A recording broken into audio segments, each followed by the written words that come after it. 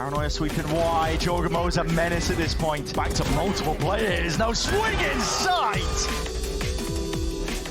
Kizinho pode marotar demais. Vamos ver o time. Escapa da bang. Kizinho leva 3 jogadores. E aí? Welcome back. It's 1-1 apiece. G2 is bringing it back, so we're in for the treat that was promised. We're going all the way to map number 3, but let's talk about how they got it done. This game just continues to deliver. We see those individual pop-off performance. This map, that was VALORANT for me. He had the game of a lifetime in this one. It was crazy, right? We have 2 maps that are both decided by only 2 rounds, so you had to make it a little bit more epic and bring it up here, but VALORANT was fragging out of his mind from the get-go in this match. He was coming up clutch in so many rounds. Yeah, he's a player you typically don't expect to be up there on the scoreboard, right? He's the in-game leader for the team. But in this map, they really needed it. Trent only had like 32 damage around the first half. He was missing. And once he came online, once Leaf was there, I feel like the team finally helped out. They got it over the line. But man, this was actually a giga-banger. No, it was so good, right? We had a close first half again, then MIBR winning the pistol, but G2 force up, so they keep it rolling. It seemed like in both halves, G2 got out to a very strong early lead, and then you had moments like Osvos going into A-Long with the classic getting 2 kills and snowballing it towards the end. Yeah, and I think that's where the difference was, is the early leads that G2 were able to accumulate. Specifically, like farming the orbs, like on the Yoru, getting the Dimensional Drift online really early in the first half. They were in control with the ult economy, and MIBR had a really hard time battling back because of that. It's so impressive to see MIBR having that tenacity, bring themselves back into the game, considering that they have so many rookies on their team as well. Yeah, you've got rookies to the VCT stage, but still these guys have been playing for ages in the tier 2 scene. I think, again, we're continuing to see Cortezia show up in these moments, keeping it close and competitive throughout the games. It's all of them. It's Shenum, it's Artzine, it's Osvos obviously getting his every round. And even Verno, you know, there was moments at the end where we were kind of questioning backstage whether he should have used his tail ult earlier. I think him holding on to it was like a wrench G2 wasn't expecting and might have got them a couple more rounds. It ended up being brilliant. Yeah, there's this crazy round, right, where they're trying to retake into the C site. Artzine just jumps past the wall, gets a kill, then no one's going through it, so Verno does the same exact thing and they win the round. Like, what? 12 rounds on the other team. I was like, oh my, that is risky. But it worked. Those players were quick on their feet. Now we're heading to Ascent. What do we want to see? Because G2 we just recently seen on Ascent, whereas we don't really know what to expect from MIBR. What have they been cooking? Well, G2, we want to see the Waylay continuing that coming in. They're also walking on the stage right now. VALORANT had an insane game over there, but truthfully, the Waylay looked very strong when they were playing it the other day, and I'm expecting to see Jog playing that again. Yeah, I expect G2 to bust out the same comp we saw last week. Like Ender was saying, this is a map that this core has been so good on for so long, right? The dual initiators, the KO paired with the Sova, they're so good with those two. But in addition to that, it's just the manipulation of the map. It's the round you went over that really got Furia discombobulated last week, where they're in both spawns simultaneously against G2. And these anti-ult plays that Josh cooks up for the team are so pivotal. With that said, I think this is like Osvos' home field, and I think they have to be worried about this guy getting an AWP in his hands. All right, well, we're ready for this one. I see our players are getting ready on stage. What about the audience? We're still with us here? Make some noise, let's hear it. That's right, we're ready. We're going all the way to map 3. This is the game that was promised. We're ready for that, so buckle in for a good one as we're heading to Ascent. Honestly, I am loving the VALORANT sign out in the crowd. I know we've got some time to work with here. I love it. We got the VALORANT we're working with. A lot of G2 fans rocking over on the side there. But honestly, my big question is whether or not we're actually going to be seeing Waylay come in for the other side of things, right? Osvos, he's got the Jet, the Waylay. What's he going to be playing on this map? We haven't seen him on the new patch yet. I mean, we saw it on Pearl, actually. Remember, to kick off the series. Yeah, I do think that Osvos could bust out the Waylay here with Jaw. I think we saw them actually cook up a lot of those set plays where you would typically see Jet dashing into a Cloudburst. It cost Osvos a round or two on those BXX, but they also showed that they could make it work. The thing is, that's the duel that was promised, right? Again, last week, it was Giacomo who kind of dished out the dare for Aspas to do it, and then GB followed up in the match point being like, am I going to see it? And he's like, maybe, probably not, but maybe. So maybe. I want to see it. Do you guys want to see it? That's right. Bad news, Let's see it. though. They gotta wait out for a break. That's right, that's right. We're heading into a quick break, and afterwards, we're back with map number 3.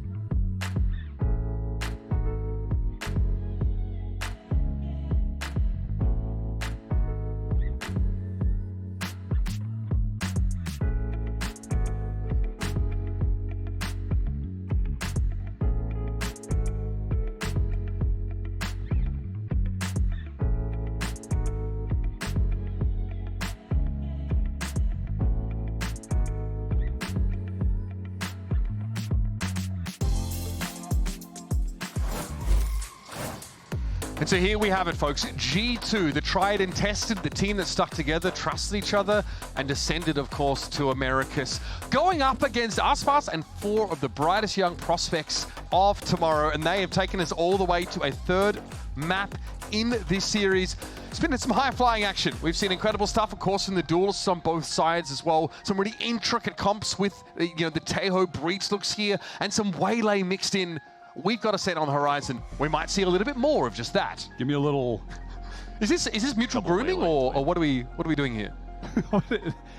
Again, this is Aspas, the veteran leader, helping with the inner. I just love that so much. I can't tell if this is. We obviously do have techs on stage to do this, but these guys have gotten close enough that Bird is okay. Yeah, exactly. Yeah, mutual grooming. Like I said, a couple ticks, pull them out. We're all good to go. Love that from Aspas. Giving extreme dad over there, my guy. Again, it's so hard for me to wrap my mind around the fact that Aspas is the veteran player on this team who has constructed the roster. I still think of the young Aspas on Loud being led by Saucy, young, Sodhawk, aloof, you know what I mean? Unflappable, but very talented. Going after being on like a content creator team, and then he just comes in and starts farming. He's always had the chill demeanor, but he just comes in farming everybody. And he's with the next generation here. I mean, he got to handpick these young players from the Brazilian region that come alongside him at just the time when everyone was saying, yeah, waylay. All right, Jorg, lock it in, bro. Put your money where your mouth is, big guy. We saw him playing it on this map already. At a Bro time was looking like he was in the trailer. he did the classic dash into market round 1. Yeah, I know. I was like, okay. Paid active? No. I wouldn't be surprised to see this come out here. But it was at a time last year where people were sort of preaching doom about the Brazilian scene, saying there's no depth here, Brazilian Tier 2 is not producing any players. Immediately, MIBR turn around, Frod puts his trust in Aspas to build this team. He scouts this incredible young talent, brings them out here to Los Angeles, and they deliver. From day one, they deliver. It's painful in a way that this is the first time we're really seeing the Brazilian scene go down into Tier 2, who have been really isolated in South America, while all of the challengers teams in North America are getting to compete against the VCT teams. It feels like, these guys just aren't getting the best practice. Is that going to be detrimental to the scene? Will there be enough of a young crop of players coming up? What we found out at Ascensions last year was absolutely yes. A Brazilian team ascended. These 2 guys were not even at Ascension, by the way. They were from teams that didn't even make it. That is the depth of talent that is still untapped in the region. And just wait for guys like Luke Show to get to play, Sato to get to play, Spikes to get to play. Incredible talent in that Brazilian region. And again, like, there's an argument for, Werner maybe being brought onto this team because there's a bit of convenience there, no visa required. He's also a young player, willing to learn, willing to fit into this structure.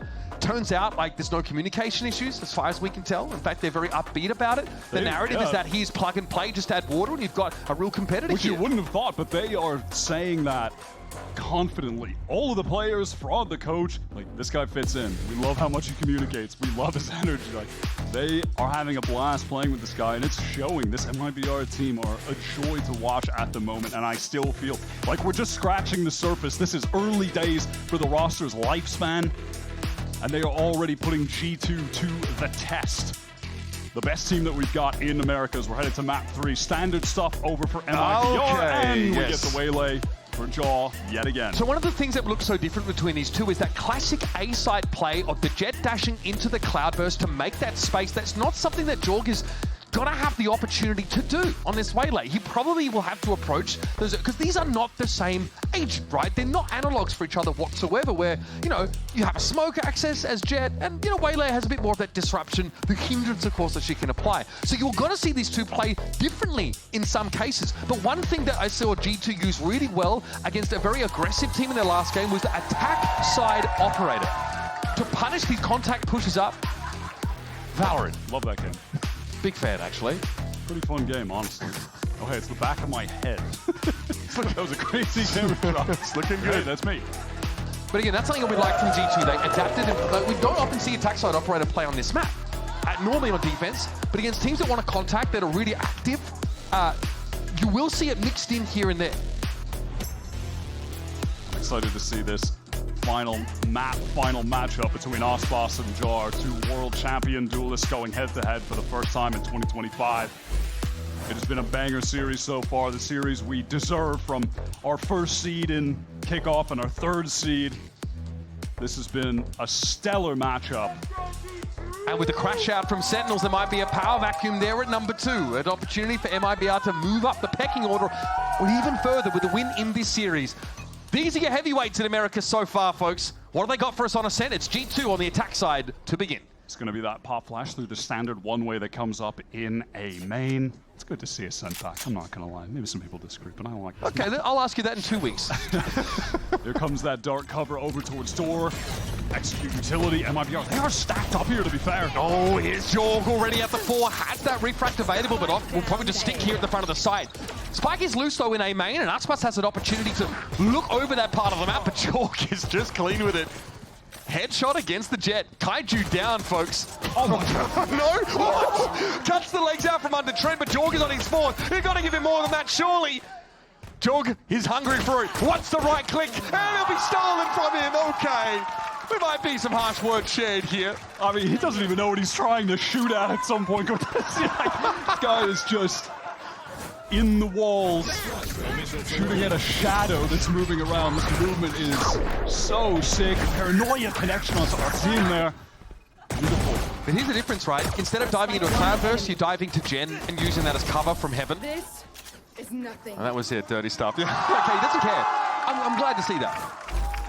Already 4 kills. We've seen both Waylays start off hot. That was the case with Aspas back on map 1. Yep, 7 kills in 2 rounds on Honestly, Pearl. a little surprised to not see him playing it here, but ignore, what is it, reject modernity, embrace tradition. Exactly. So, return to monkey, is that the third part? All right, Cordesia caught out there, of course, by that salvo. Couldn't quite escape. Beautifully laid down there by Trent. He was 0-3, first kill, first death in that previous game. So a tough one for him, but again, the util usage was where it needed to be. Aspas doing Aspas things, Wyatt. Didn't even look like he got that shot off. But now we've got some significant damage dealt, and with a very weak Trent. Could certainly see MIBR getting away with well. Okay, maybe not. Leaf gets that nice, clean, free little spray down with the Stinger as they're stacked up. Whoever puts their KO I feel like we're seeing this a lot, actually. The player with the Sheriff receiving a push from Speedway and just getting, 2 to 4 kills. Here's how it was for Cortesian. Yeah, nobody go, really. If I go forward, I'm going to die. If I go backwards, I'm going to die. That's called a Zook Left to right, I'll probably die too. I'm only playing this. Maybe why don't I just go share? I'll just watch my teammates play the game. Back to it. Indeed. Round 3 coming up now.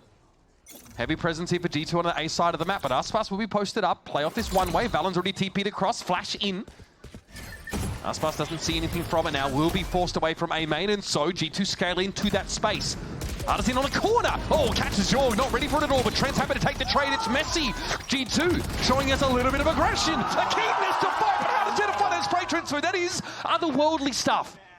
The one man left on that site was Shenum, facing down the entire horde of G2, who had, with finesse, traded out in A main, despite having the weaker weapons, despite this being a fairly soft bonus buy.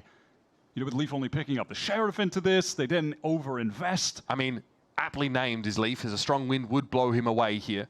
6 health. That spike is, it's virtually in Albuquerque as far as he's concerned. Shout out New Mexico. Big fan. And Leaf will now drift across the map. Yes, I love driving through New Mexico for several hours in the desert on the way to Texas. Fond memories. 30 seconds left. And there's not much to be done here, really. Obviously, like you mentioned, a bit of a soft bonus here for G2. So they're not going to lose any sleep off losing this round, but God, that spray transfer for Shenum, hard to do as well with the Vandal, mind you. Low enough, though, that... I'm sorry, just not going to okay. catch a free timing rifle? onto Shenum. In this economy? Okay, he does have 9 seconds, so there's a 0% chance he's winning this round, right? Okay, sure, Doctor. Yep, you got it, buddy. There it is. And there The it is. headshot machine just follows his programming. He takes his time and he gets a free kill. Sure, why not? One more rifle depleted. That does put MIBR in a pretty uncomfortable situation. Okay, convergent parts available here for Jorg as well. This is so messed up. Look at this. 1, 2. Look at this correction. Pardon? Okay, buddy. Nasty stuff. Raw stopping power there from Shenum. And not a moment too soon, as G2 were threatening to overrun that A site again. Jorg is ulti ready to go, though. Yeah, that'll be crucial. No one else particularly close to ultimates from the MIBR side. Certainly none that would matter. Wow, drop fast up into mid. Playing off of the space denial from the guiding salvos, and has this lineup for the convergent paths to send that into B. Remember, hindrance doesn't slow you down. It affects your fire rate, your recoil recovery, your util readying, everything. Jorg with that speed boost now can move on in, and decided to straight up given up by MIBR. They'll play for this retake. Yeah, they have no options. You do not want to be stood in that hindrance. It is so frustrating to play around. Jorg is okay. Oh, what a timing to catch as Cortezio was on the drop. On the move, give that guy a taste of his own medicine. Now, if I'm Jorg, surely I'm thinking Arzina's on the other side of this, impish with that judge. Yeah, he knows that it's far too big of a risk to push into that dark cover. Just play around it. You've already gotten your team a big advantage with that pick. Just digging the Cypher out. Okay, there it is. The timing is so good. He hears Artisan try and back away. Shenum wisely opts to TP across the breach. And Aspas could probably come out here with one or more, but might have to give the rifle up. Gotta reveal himself. Awkward. Okay, Leaf, well, swings and roundabouts, because he's had a few moments like that himself over this series. He's having a little chuckle on the cam as well, a that he was little able to win that right. one out, and can't really blame him. Pretty tragic that Aspas can't save that rifle. That is a round, though, to me, that really illustrates why these guys have Jaw on the team, because he will be the one that will push forward, take a timing through the smoke, an intuitive moment, catches out Cortezia, and then from there, easy round win. You've gotten your team a significant advantage. God, I feel like we really saw how powerful Convergent Paths is, though, as an ultimate. There was just no choice for the defenders but to get off the side entirely. Jorg did not have to follow up on it. He didn't have to take a risk by, you know, making use of that hindrance to find kills. It might be us that, you know what? You can take it. Well, missiles away. 7 for 1. MIBR play forward past one way, and it works so far. Give him a shotgun. He will party. Artisan with his second off the game now to back away. Of course, he's not able to take a rifle for his trouble, but happy enough to take the mastermind off the battlefield. I mean, Artsin has been relatively quiet today, but I say that maybe only by comparison of last week, where he dropped 18 for 4 on 1/2 of split with he had 550 ACS. 3 4Ks over the course of the map. But he has been an outrageously valuable player for MIBR. Leaf, good timing onto Cortezia for the even up on the numbers. He had amazing lurks on Pearl as well. Wyatt, Leaf was a big part of G2's arsenal there. That one kill now is going to start to sow the seeds of discord amongst the defenders. Okay, still guard and use. Verno opts to take the challenge. It's tough to lose those. Now it's going to be a free B site for G2. That was the pivotal moment deciding this round. If Verno had gotten that kill, maintained his presence in B main, complexion totally different. Real opportunity for a successful retake then for the Brazilian side, but it's just not possible at this point. And I think this is when we start asking the question, right? This is going to be a fourth attack side round for G2, a 3-gun save for MIBR. Over a full best of 3, do this MIBR team have the depth to handle a team like G2? I really think that's the next step, the next hurdle in their way if they want to ascend to dominance in Americas. Because this is a terrible start to what is the favored side of the map for them. Gun here. That is the question, right, with such a... You're factoring in them being such a new team, but, you know, Ascent returning to the pool, but it's not a new map. In fact, it is one of the oldest maps and one of the maps that has been the most figured out. It's rare that we have gotten to a place in time where we get to see some new agents, some new meta developing here on Ascent. The last time was like 2024 Loud playing like Phoenix Viper on this map. You remember that? Sardak just cooking up something ridiculous. That was... Yeah, a little out of pocket. That was like Kickoff last year, I want to say. That was a little crazy that era. That was fun. Yeah, I mean, Leaf winning that fight is important. He just has B. That's so nonchalant. That was brutal. That was just... I mean, again, this is a long series. Honestly, long series. You got to have that confidence. Absolutely. And frankly, you know, Leaf's had his share of hard knocks over the course of Haven. That's some really unfortunate timings here. Hey, you want to talk about long series? G2 have been doing a number of those over the past couple months, going back to the Kickoff finals against Sen. I mean, the narrative Bangkok about this team was that they always lost map 1 as well, even last year. They took a long time to get going, but they also showcased this grit, this resilience after like bad starts to sort of come back. They're used to playing these long series in general, right? But it's taxing, it's exhausting. And for these youngsters on MIBR, it's a long day at the office. You've got to stay in the game. Moments like that from Verno, again, tough over a long series to sort of continue to stay sharp, and he tries to get the drop on Leaf, and I get it, but him falling there opens up the site, and G2 take advantage. Absolutely. Out of the MIBR timeout, Coach Fraud getting involved.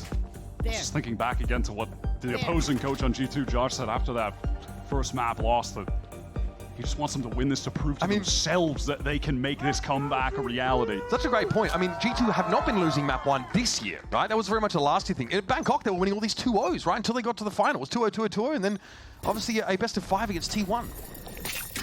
But they remember what a long series is like. Don't worry. Not ready yet. Leaf sending out some utility over towards Catwalk, towards mid, that would deny any forward pressure. If MIBR had intentions of walking down, trying to catch a timing to fight, take a duel somewhere around B tiles. G2, they just want to get into this B site. They want to get in fast. Oy, okay, Whiplash anybody? Jorgamo's having to get out there with that refraction. Aldrone deployed here, and MIBR now tucking into the side. They're looking to anchor. They want to fight. They've got the weapons for it too. This is one of the nice things about having the Waylay. You can get in, get a lot of the util out, and then re-hit. Timing! Timing! Oh, Aspas falls. Cortese at least able to trade it. Here comes Trent and Leaf though by Swedway. Door's going to come down and mark it. It's going to have to be banged open by Verno because his teammate needs help. Tries for a swing. Gets one. That's good enough for now, surely. Gets one. Desperately needed that one. The round would have probably been done. Now MIBR, they have a chance to go for a real retake in this situation. Baron sprays, but he's backing up as he does, and Artisan's able to avoid it, but Trent is there. No B-main presence here for G2. They're all on the side, but they've got this util. Was that just random spam through? That must have been. Only the man with the stinger, but still, Verno, what a pick to find. He'll be slowed up though. That Teo util will make this a bit awkward. It's now a 2v2. Verno has to make the play. Verno, the one that couldn't complete it previously, and Jonah, the professor, does the math. And it favors him as it always tends to do. It's G2 getting to 5. You need a lot of mouse pad to make a flick like that happen. Was that forward facing and then reverse up? Got to see that on the replay. That looked absolutely mental. Ooh. Oh my God, Verno should have had that locked up. He's using a yoga mat for a mouse pad, surely. We're able to isolate the prior 2 fights as well with some really swift jiggle peaks. Verno had done fantastic work to even bring it to that point. But again, that is the depth of the G2 talent. We haven't even really seen in 2025 moments where Jonas needed to be that guy for the team. But in 2024, he would have random maps where this guy's playing Viper on Lotus, gives you 28 kills. All right, cool. He can do it if he's called upon. Here. Okay, ping there. Aspas did see the barrel there of Leaf's weapon, but didn't want to give himself away. Not yet, anyway. G2, though, always want to try and play in a way to negate the effect of the AWP, right? Like hit these sites where they know Aspas is not. They did it on Haven a lot, right? Just try and play around it. And they don't just play raw contact. They're not that kind of team most of the time. Oy, okay, Genum though wanted to take the fight, and G2 want these push-ups. They want this aggressive play from MIBR. Here's an Armageddon that's going to cover Heaven, so it really opens up the site now. Will be cleared. Jorg's going to get in here with the plant. He's going to get him close to that ultimate too. I can't express enough how important the kills Verno keeps finding are. Again, around where they've now opened up the real possibility of going for a retake. He's got the Hunter's Fury to get into this too. Big neural. Should be pretty obvious to MIBR, though, expecting a player A main, 2 on the site. There honestly won't be any time to use that ult. It's going to come down to the gunfights. Can Aspas actually get a kill with the ult? He does. That's a great opener. In a split second before the Teo util comes in, he gets the shot. Now it's up to Jorg. 1v3. Verno's down. He's knocking him apart. Above him, it's Aspas. The headshot connects, and surely not Jorg. He's done it again. It's just unreal. It's uncanny. On the A side, as always, it's Jorg that delivers magic. That is actually the clip straight out of the Waylay trailer on the A site, 1v3. Back-to-back rounds from G2 where they are hitting inhuman flicks, man. How does he get that onto Aspas up top? He does it again. This is why they've signed him. This is why we expected G2 to be a world beater this year, having the X factor in Jaw, taking them over the top to that world-class level that only a couple other teams can really be on. That is weapons-grade, Geneva Convention-sanctioned explosive power. They are so different, and Jaw is just him. Aspas trying a bit of a schmeeg. Nothing to see there, top mid. Our drone's going to be able to clear at least A main. Verno's been good, you mentioned it, finding these important kills that at least give MIBR a chance, but they are falling further and behind. And this is a round where they've got nothing compelling except the Blade Storm. Aspas needs to step up, needs to carve them away, but has to get out. Oh, Jorg hit with the paranoia there. Counter paranoia now comes out from G2, but it's just to get them out. It's a free kill virtually for MIBR. And MIBR team that have really been trying to find these mid-round timings to take fights. Unsuccessful on the prior, but here paying dividends as Verno wants to rip that Hunter's Fury. Immediate ultimate counter by the null command. He thinks initially it's a fast hit, a re-hit towards B, but it's not. G2 drifting across the map, and now pump fake maybe in the B direction as Leaf catches the rotate. Verno looks to get away from B and then is caught out. TP across by Shenum, he gets into B-side spawn, but G2 are going to come out of market and hit this site. Shenum, barely any prior opportunity, but through the smoke purely. The ping on Trent. No one can break the kill trip. This mid-round has been electric at the moment. Maybe it'll slow down for a second. Leaf is still so forward, so weak. Oh my goodness, Leaf is low. Artazine wins it out against Valen there in B main, and Jonas is the only healthy part of G2. Suppressed briefly here, but Artazine's now in command.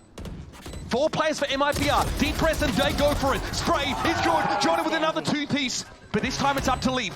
Still suppressed. Hears it all though. Gets his way up Speedway. Knows he's got to deal with 2 here. Oh, buddy. Cortez's head rolls instantly, and now Artazine has to make this work. He has a fragment to hold Leaf at bay. That is a huge piece of util.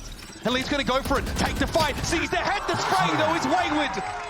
And Artazine comes through for MIBR. A thrifty round at a crucial moment in the half. And a match that is delivering on the fireworks that we wanted from 2 of the best teams in the region. G2 the best at the moment. But in that round, succumbing to proactive play early on that allowed Aspas to find that first kill with the Blade Storm, and then somehow just no one able to break that kill trip that allowed Shenum to slowly get a free kill.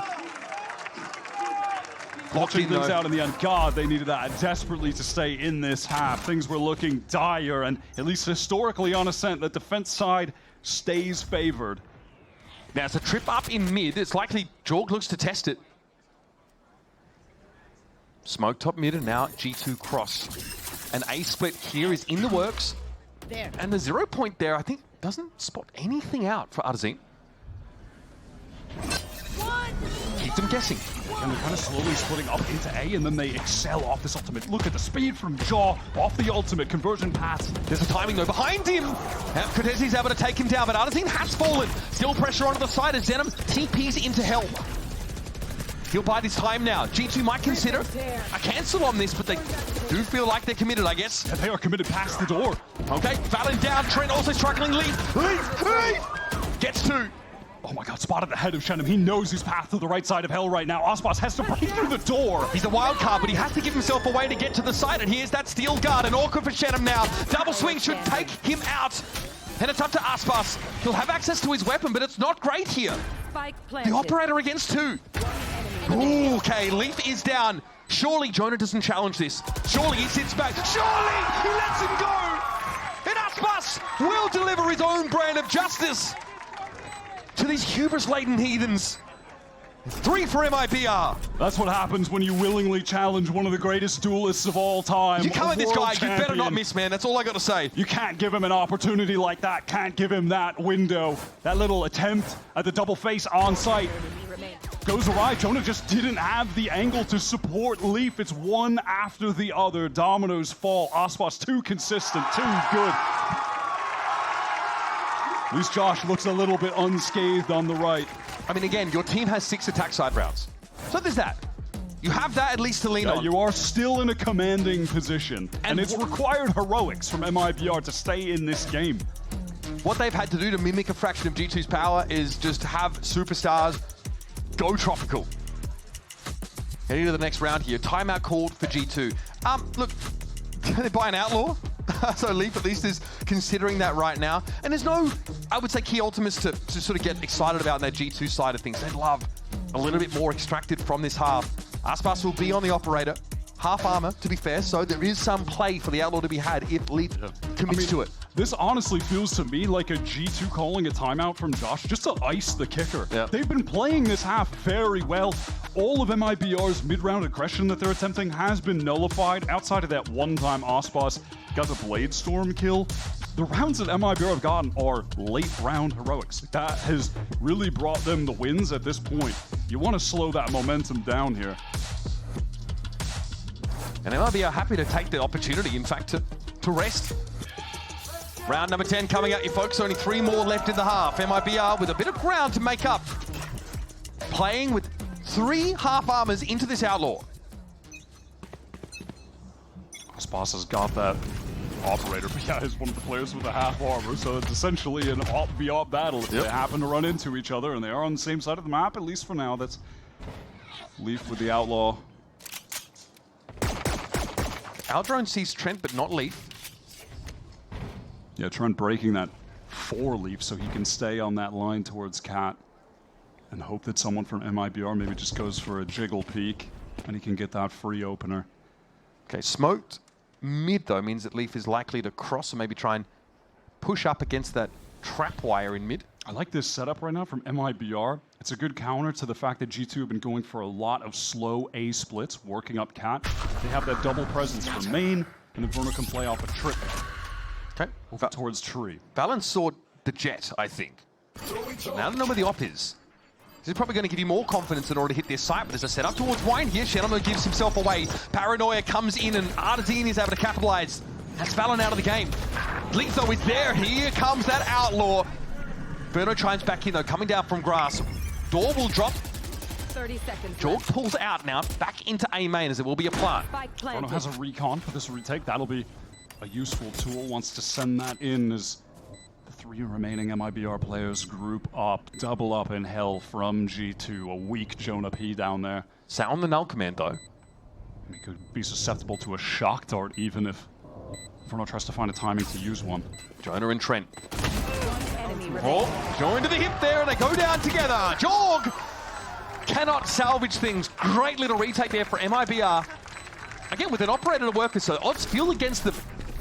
That's their 4th, and now stringing these rounds together. That was well done. I mean, the setup almost worked to perfection outside of Leaf. And with that tripwire, he's able to take that one extra step, find an angle to get a kill towards A main. That's when things really got opened up for G2 to have an opportunity. When it comes down to the retake, pretty clinical from MIBR. With Verno Cortesia, they double up to fight anyone on site while you have Aspas up top who can control any swings from main. Perfect. 3 rounds in a row. G2, though, still able to buy. That last round, they had Outlaw, a couple rifles. They did some work. Such that Artisan's on a Spectre here. Here's Jorg. Light speed gets him in the mid.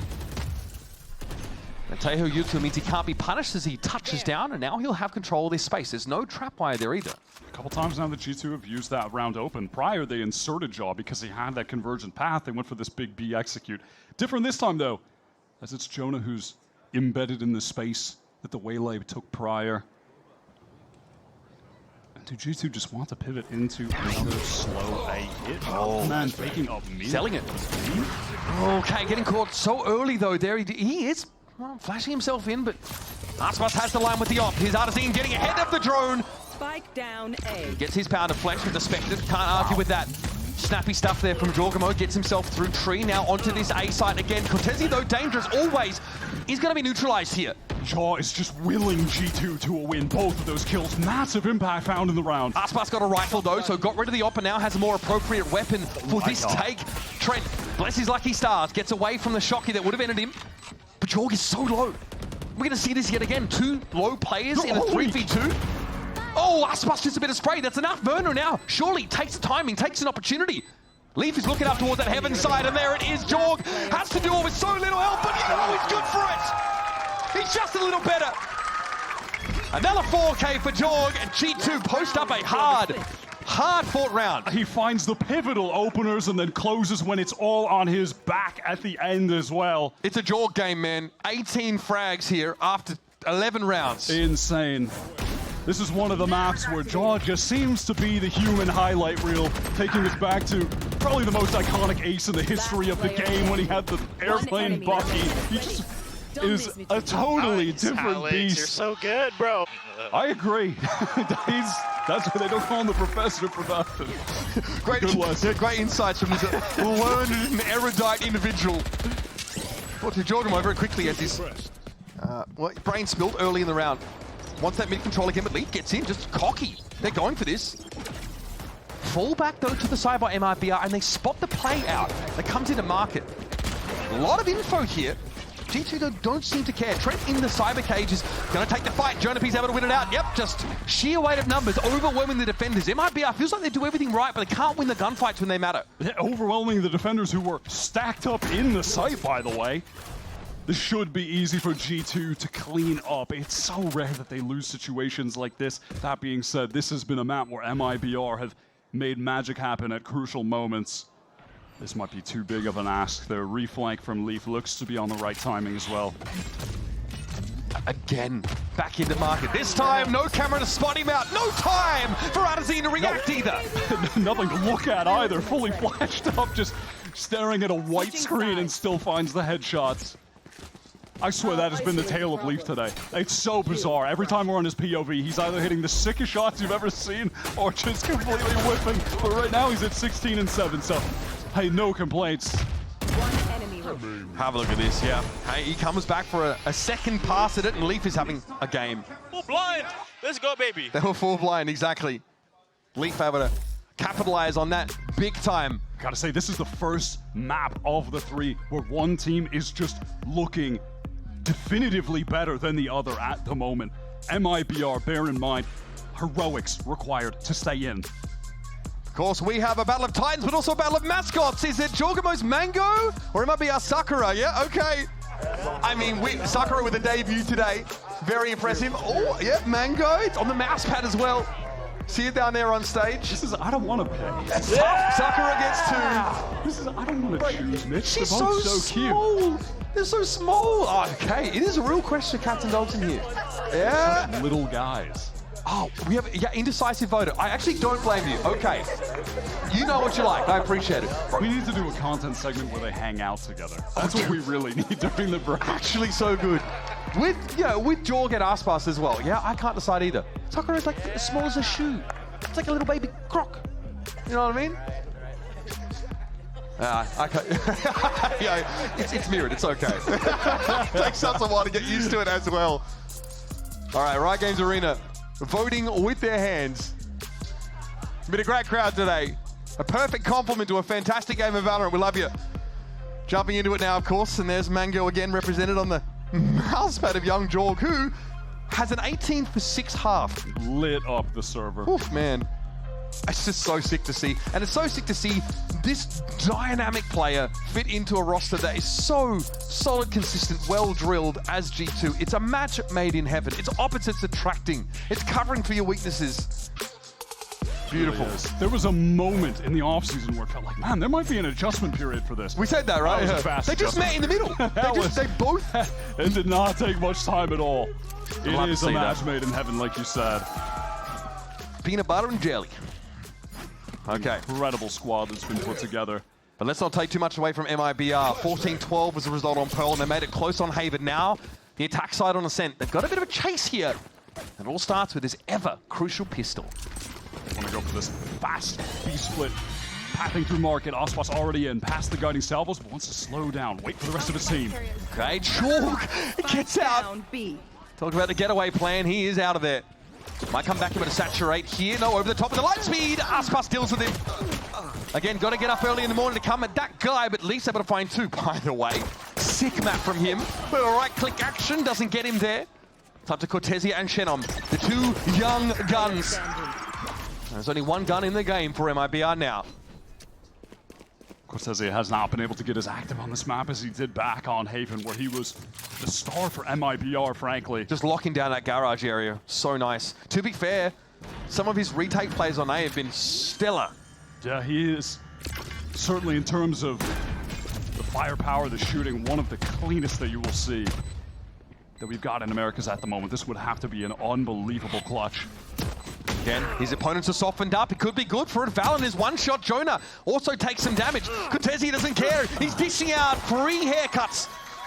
But Jonah P will cut him to the quick. Yeah, the briefest moments of isolation. Tough to connect those shots. Put in a very impossible situation by G2, who were able to just rush him down with the numbers. Frustrate him with the jumping around, the silly movement to hit. I don't want to be a doomer here, but losing the pistol, going to the attack side, down 4 rounds already. It's a grim tale that's being painted by the scoreboard here, Wyatt. It absolutely is. I can have fun hitting the site with Jaw and Leaf right now. The actual Shaq and Kobe performance. I mean, combined for 37 kills right now. 37. Talk about top heavy. You know, the rest of the team has 17. This team is doing. This team takes the blue lock approach. Eventually, all of G2 will be duelists. They think they're like the best players. The best team in Valorant is all egoists. Like building a soccer team of strikers. MIBR said it didn't work on the pistol. Maybe it'll work right now on the force buy. They go 1 for 1, and now pressure on these anchors. Verno Aspas a little bit low, softened up here by the defenders, and Valen's going to fall back to B, but he's got back up, and Jorgamo slaps him down. That's the Outlaw doing its thing, and G2 get to double digits. Yeah, this is just a day where Jaw decides to take over. This G2 roster depth is ridiculous. So it's a day that ends in day then, is it? They have so many stars. Trent was fantastic back on map 1. A little bit quiet since then, but who cares? I mean, you have 2 guys that are combined now for 40 kills. I do wonder. 40. You know, Teo, obviously, really a role player trend has been over much of this series now.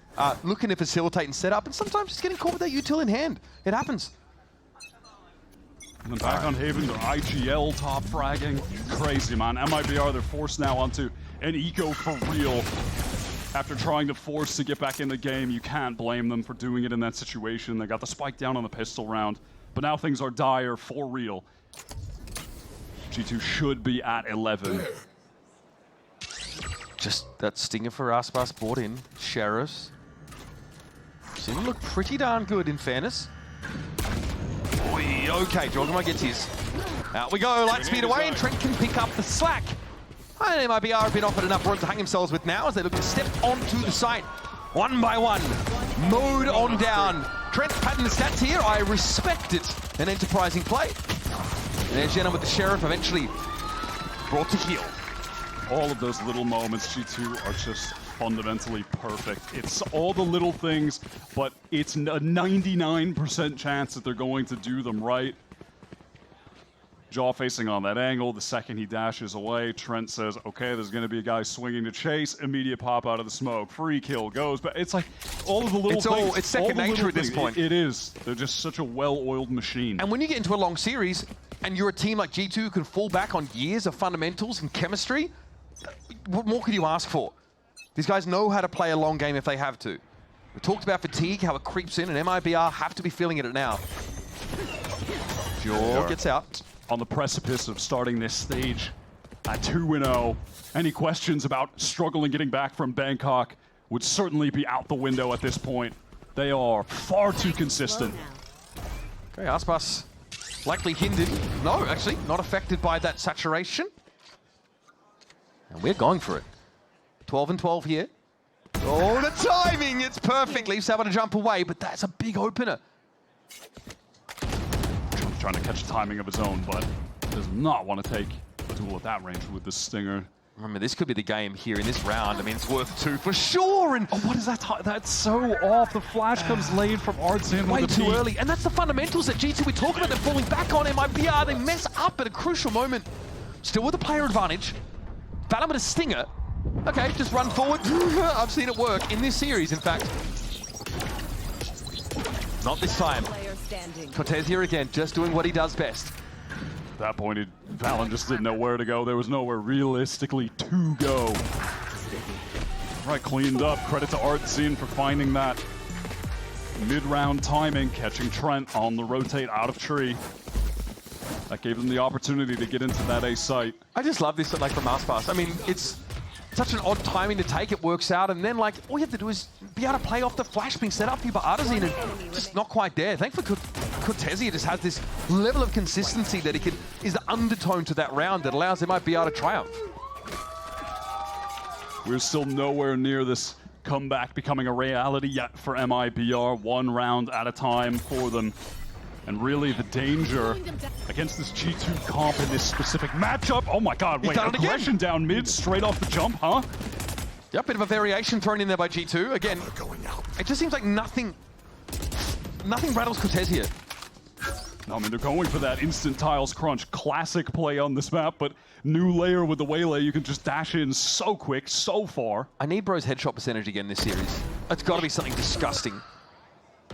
1 for 1. Okay, I respect it. It's going to be a little late, this though, late re-wrapping. How long will it take for MIBR to start checking their 6 here? I think that's a question well worth asking. Is they're going to clear B? Slow from Leaf. Valen, patient, quiet, wrapping through B main. MIBR should be able to trade this out with the numbers advantage. Garfano sees it out. Yeah, that's so important. Last player standing. Buddy. All right, Leaf, 19 for 9. There's nothing to look at here as all of MIBR are tucked in the prescribed locations, and he just has to step up. See if he's got the raw aim to take it out. Artsin low, he's taking no damage yet. Shots coming through the boxes. Made me believe for a moment. For just a moment. We have to by default at this point. That's another round. Okay, brick by brick, MIBR building themselves a staging ground here. Some ultimates now coming online as well. Neural theft here for Cortezia. This is the man himself. Nicely done. On the back foot, able to dish out 2 beautiful headshots. Cool play from G2 though. You know, again, it's classic play. That one dates back to 2020. Duel with Jet, duel with Waylay. Tiles crunch works either way. I like the attempt. The real danger here for MIBR is the fact that this G2 comp is just so much more dense with round-changing ultimates than the standard Ascent look. Having the Armageddon, the Convergent Paths, and the Null Command, and the Steel Garden compared to what you've got, you're diffed in the ult game. So eventually G2 can just build up to all of those. They all press the button, and they should be able to get to 12. That's the real danger here for MIBR. That's what they have to be concerned about. Real uphill battle. So they take their time here. They don't lay claim to much of the map, though. Genom, of course, can always rejoin MIBR when required, or even go ahead of them with this ultimate and be the vanguard to set up on B. Slowly as we go. Every corner being checked, every I being dotted, the T's being crossed. It's such an important round. Counter paranoia off the noise from Valen, who wants to entrench himself back sight. And wow, the conversion path's actually used now. This is only half buy. But it From gives, G2. it gives Jaw the speed to at least get into the site, and he does have, of course, a weapon that's worth pinning your hopes on. This might just call it cancel here for MIBR, as Aspas was able to force that refract. Wow, this is actually forcing MIBR to late rotate into the A site. Look at the clock, 25 seconds delayed by the molly, and when they get to site, there are razor vines. Oh, he's flashing himself out! That's brazen from Jonah P. 20 seconds, look at the delay utility. Artzin's got to stand in between them for the time being, but he takes some damage down. The Armageddon comes in. Aspas is going to walk up grass here. Trent catches Artzin. Spike, by the way, still in tree. It hasn't even got there. 10 seconds left in the round, and MIBR desperately trying to get there, but Leaf has to share a shot to end this one, surely. Aspas wins it, but here comes Leaf once more. Verno's got to go for the shorty play, and he Gutsly entrails everywhere, but no time left in the round. And the Thrifty won by G2. They get to 12 in the most unexpected of ways. Beautiful macro on that round. Was worried for a second, like, wow, they're making this big commitment with the converging paths. Now, they do have a lot of ults with the comp that they're running, but still, on this round, you only have 2 guns, but they realized, Jaw realized, that with the state of the clock, they could just route the entire MIBR team back to A, low on time, where they have to deal with the Tejo and the Vice setup. That was so intelligent from G2. All because of one Incredible round. Genuinely incredible macro. One Waylay ultimate funneled MIBR into the proverbial wood chipper of util. It's like playing a platformer on super hard difficulty. They just really expected that there would have been a heavier rotate there towards B. And it's such a risk knowing that they're probably going to have to go into that Vice regardless. But man, I'm genuinely so impressed by that. And MIBR don't attempt to play towards mid to try and catch the rotate there. They say, no, no, come to us. We have a web that is spun, that is ready to ensnare you entirely.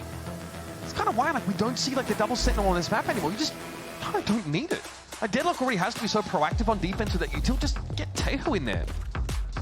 Gotta say, it's also quite difficult to lose when you have 2 players that have a 2 or over kill to death ratio. Yeah. 46 on the board from Jaw and Lee. 46. They are putting up stupid numbers to win this game out against an MIBR that are looking like a top contender, a lethal team in Americas as they progress, get more time together, integrate Verno. But G2 are just a totally different monster compared to everybody else. It's been a hell of a series. G2 now, match point. It's about landing the plane, but MIBR have refused to give an inch this whole series, and now, of course, more than ever, they're going to lock in to try and extend the game on Ascent. Straight into tree, no resistance offered here by G2 yet, but there's Lee, just pops up when he's needed. Hunter's Fury comes in, but it's just a bit too slow. Ponderous, Verno does catch Jonah at least. This evens up the numbers, but Cortesia needs to get to the spike. Cyber Cage will pave the way, but he's spotted out. Oh my god, Trent on the jump up just couldn't get that time to fire off the Vandal. Ooh, Cortesia dicing with death, and Jaw gets caught out by Verno, top mid. That's the player advantage that MIBR was searching for, and a TP over to B should guarantee a plant. Yeah, quick pivot from Verno, trying to get to B main to assist Shannon so no one can actually rush him down. Dark cover, hopefully keeping them at bay and spawn. Verno, yeah, on that angle. Well done from him to get the fast rotate. Trent here as well, just kind of knows it's chalked. The money here, a bit odd for G2. We'll see if they can close the game out there, but great stuff for MIBR. That top mid position for Verno, sublime. 1 round at a time for MIBR. G2 with 5 chances to close out the game. Start this season off with a nice little 2-0. Taking down one of their top contenders in the group early on. Such an odd encounter there. Trent Let's go, boys. Let's go. at Garden. You can see like Cortesia has to jump away. There's paranoia thrown out. Neural theft is used. It reveals Trent.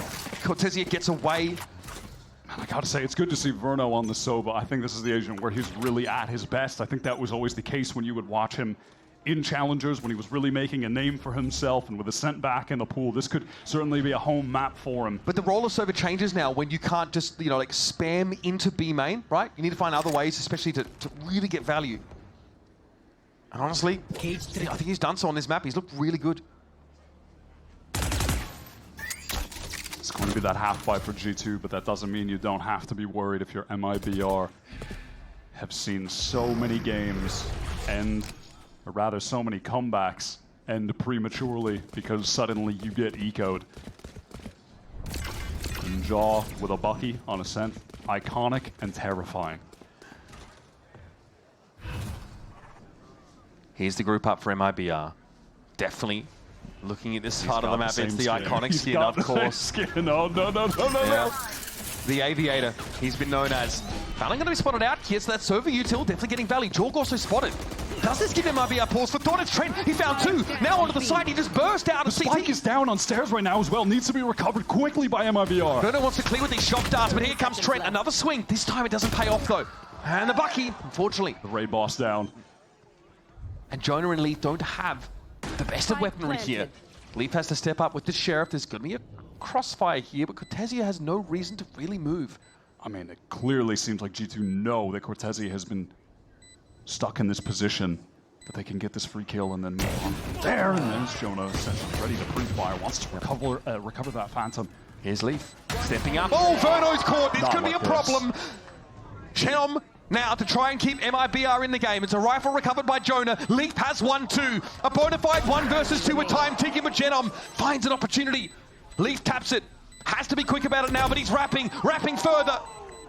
And Chenom evades death. No time really for Leaf to work with now. We take the kill and walk away, and we still have played on a sense. A little bit of stat padding from Leaf just to try and get ahead of Jaw on the scoreboard. Gotta let him know. Can't be mad at that. MIBR hanging around just a bit longer. Chenom taking his time, and that 1 versus 2 expires the clock, wins the crucial first engagement. 30 seconds. Got so scrappy after Trent was able to convert 2 with the Stinger fighting over on stairs. Still not talking about true comebacks yet. No, we're not in that territory just yet. But a fast hit behind this null command here to A could be just what the Doctor ordered. If the Doctor didn't really care about preserving life at all and actually wanted mass casualties, but it's an option for MIBR. Counter 0 point comes through Jonah P. Actually, also with his null command, he's stationed at A, connected that onto Ospas, so that does give a fair bit of info, knowing that the Duelist is taking point on that section of the map. Self-drone recruit does see Cortesia.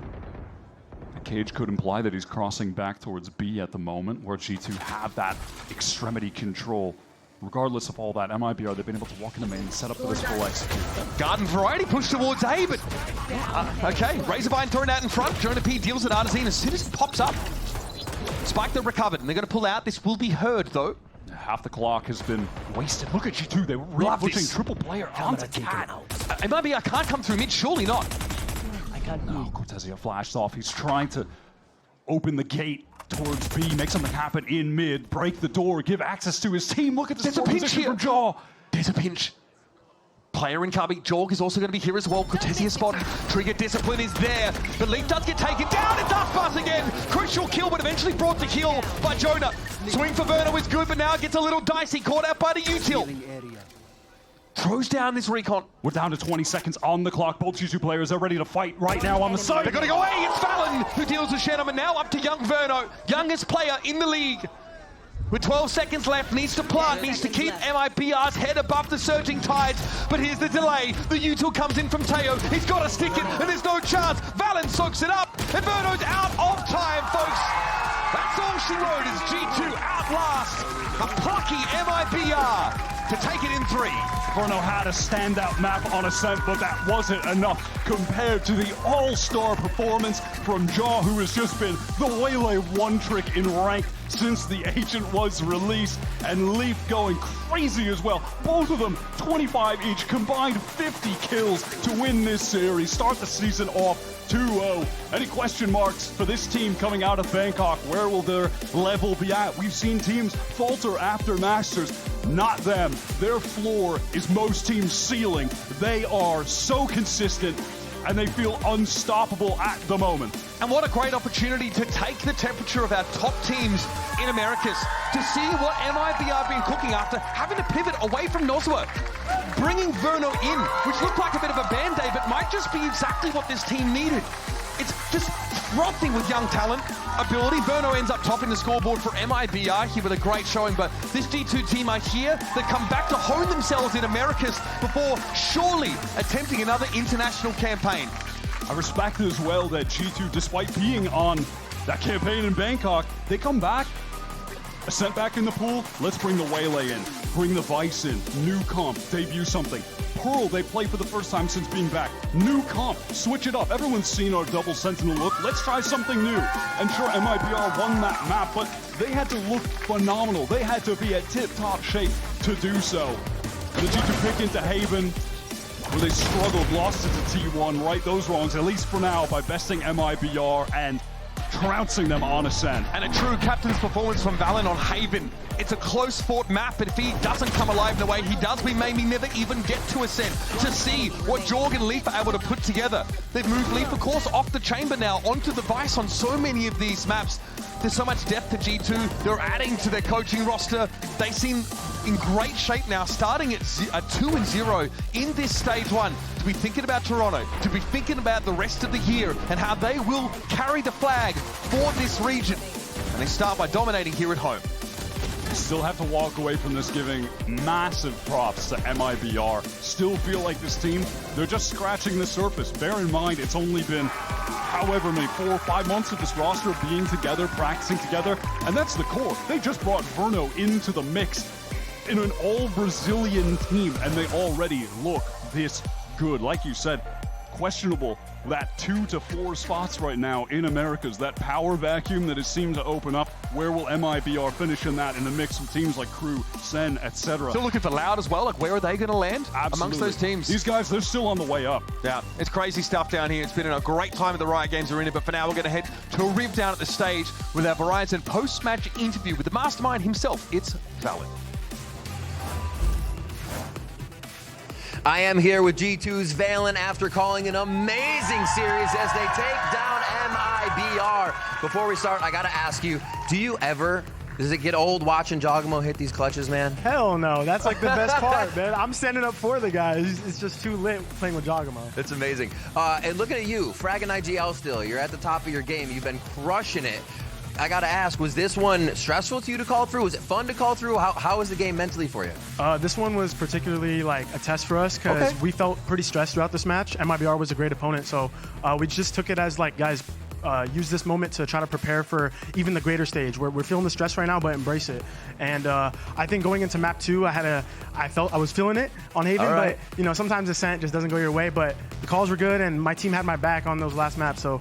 It just feels good. It feels like a team win. So, yeah, absolutely. Awesome. Were you expecting that kind of fire from MIBR today? Oh, 100%. I knew going into this, like, they have a lot of momentum on their back, and it was going to be a tough game, but we closed it out. Well, everything's going to be tough. You're a top team, especially this year in Americas, always have been, even looking back. How do you stay on top? I mean, as the IGL, everybody's always looking at you. How do you stay a step ahead? I think it's a combination of knowing how to rest well, but also, like, grind. This game is never-ending grind, so... we take our rest breaks when we can, and then it's just back to the lab, because when we do our thing, when we're not tired and we're grinding it out, we come up with ideas, come up with comps, and it just feels like we have a good routine as a team, so it's easy to stay at the top.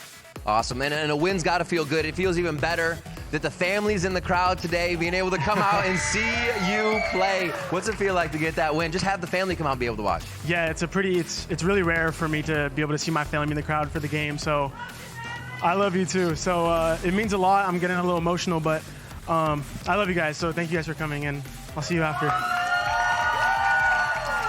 Absolutely amazing stuff. Looking at how the season's going, you got NRG next. Give me some thoughts on that. What are you feeling? How's it gonna go? I've wanted to play against FNS for a long time, just because he's been, known as one of the best IGLs to ever touch VALORANT. So it's gonna be another good test for us. They caught some fire and momentum from their last dub, so it's gonna be a great game. But you know how it ends. I like that. I want to get one more out of you. One more. What are your goals for this split? Being at the top and whatnot. What do you still focus on to reach for to make sure you can keep playing like you do? Goals for the split? I mean, try to get back to the international stage. Coming second was very bittersweet. Coming back to Americas off of second place, I never want to feel that again. So we're just using every lesson we can. Down map 1, how do we respond to the stress? Everything is being a test, so when we go back to that moment on the international grand final, we're not letting it slip. So I just take every game like a new opportunity to get better as a team. Awesome, VALORANT. Thank you so much for the insight, your time. Congratulations on the win. Let's hear it one more time for G2, and there's more G2 to come. We got Trent and Leaf over at the desk for match point. Take it away. Indeed. Thank you so much. Hello and welcome to Match Point. I now have Trent and Leaf joining me. And before we're digging into all things that we just got to witness on this very stage, I want to play a little game with you guys to get to know you a little better. I have a few statements here on those cards, and I will read them out, and you give me an overrated or an underrated. Right? Okay, right, we both got them. Easy, easy. I mean, if you can play a game like that, this one is going to be a walk in the park. All right. The first prompt is Thai food. Overrated or underrated? Since you just came back from Bangkok, we need some opinions.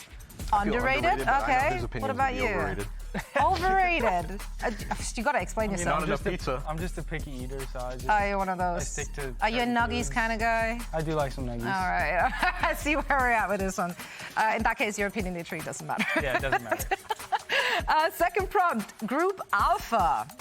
Is it overrated or underrated? Is that our group? That's not your group. That's the other group. You can throw some shade. Overrated. Overrated. Okay, overrated. there we go. Oh, there we have there the it is, groups. Oh wait. Oh, definitely overrated. Oh my god. I like that you were willing to dunk on them without even seeing 100 it. thieves and send, definitely.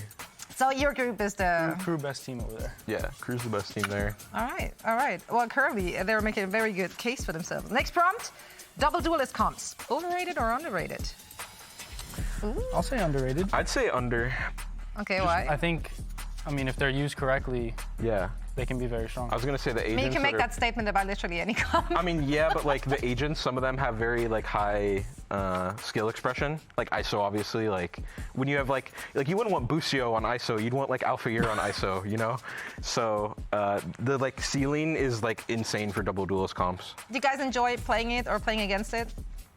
It depends on who I'm playing against, and we don't really play double duelists, but it just depends on who we're playing against. Yeah. That's fair. All right, this is the last. Yeah, this is the last one. All right. Overrated or underrated? Energy. Esports? You play against them next week, Oh. so I had to give you the opportunity to. I mean, are they even overrated? Like, Are they still overrated? Nobody I don't know. rates I think them. a lot of Nobody people- rates them. Whoa. Well, like, cause like they lost to Cloud9 What's wrong with that? a lot. A lot. Cloud9 without With that, me. you also tell me that you don't rate Cloud9 very highly. I mean, that's just embarrassing, honestly. Okay. Okay. Let that one sit. You agree? Yeah, I agree with what you Okay. said.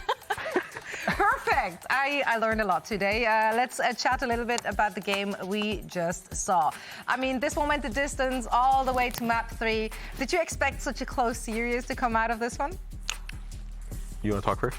I mean, we never underestimate our opponents. We always give them a grain of salt, but definitely didn't expect that. We played some rounds bad, so it kind of let them get back into things. But I mean, they're a good team. They have good players. They shoot back, so you never know what's going to happen in these games. Yeah, I mean, I'd agree. I think we had the chance to 2-0, like even when Pearl, like I think that was like where we made the most mistakes. Haven got a little hairy, but the map is kind of like that sometimes. And I mean, they're pretty good. So they have a lot more footage on us, and we didn't really know what to expect. So it's like, it's a little bit like surprise element, and like also their confidence is good and stuff like that, and they're like honeymooning a bit too. I want to kind of touch on this one. Obviously, they have a lot more footage. You guys just come back from Bangkok. What a whirlwind, right? So, like, you're going all the way to the grand final there. You're coming back. You're faced with a new meta, a new agent in the play, 2 new maps in the pool, and yet you still manage to look so polished. Like, what systems are in place for G2 in order to make that happen on such a short turnaround? I think it's just having good fundamentals. Like, we preach fundamentals, making sure that we're playing together as a unit. And we're also very flexible agent-wise, all of us. So if there's like a new meta that happens, we can pick it up very quick. And yeah, I mean, Jogamo picked up Waylay like instantly. He grinded Waylay. Yeah, he just had played so like many games. Were you guys 30 worried about games. that? I'm sure he made a case No, for because himself already on his stream. Obviously, we saw him popping up. So you guys were like, yeah, go with it. Yeah, exactly. I mean, if he feels good about it, why not? Do you feel like the hero is just going to be a mainstay, or is it very niche just for certain players that they can make it work, or for certain teams that can make it work right now?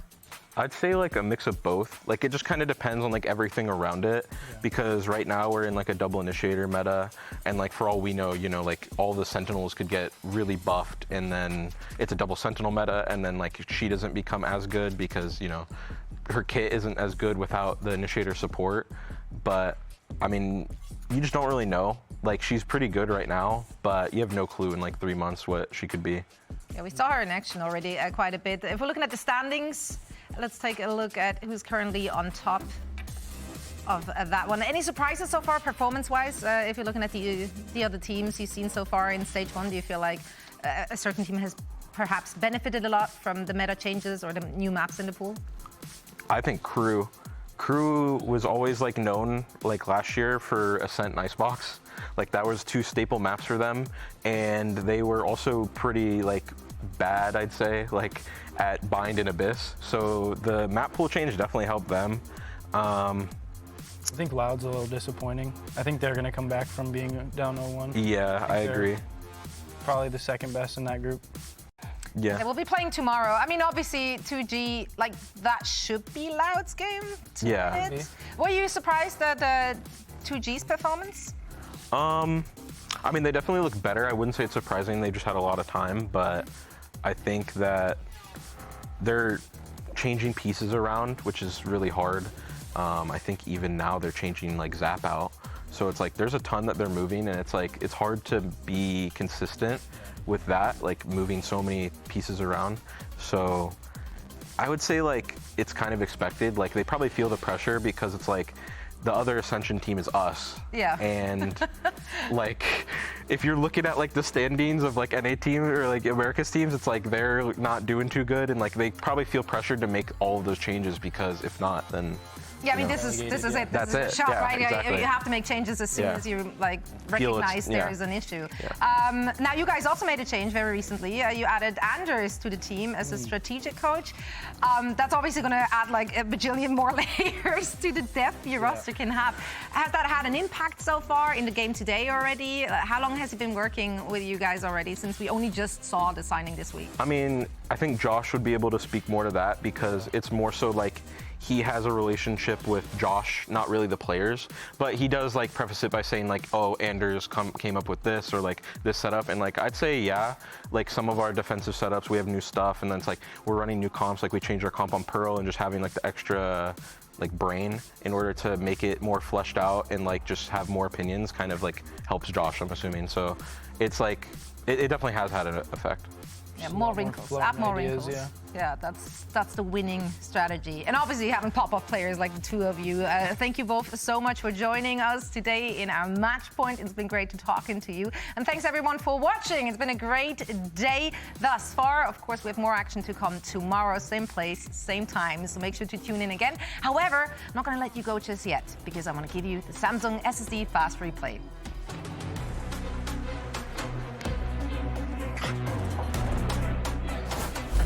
For this match, I hope you are as well. Art of Thieves versus Evil Geniuses starts right now. Bit of a passive setup from 100 Thieves. Icy's booked, man.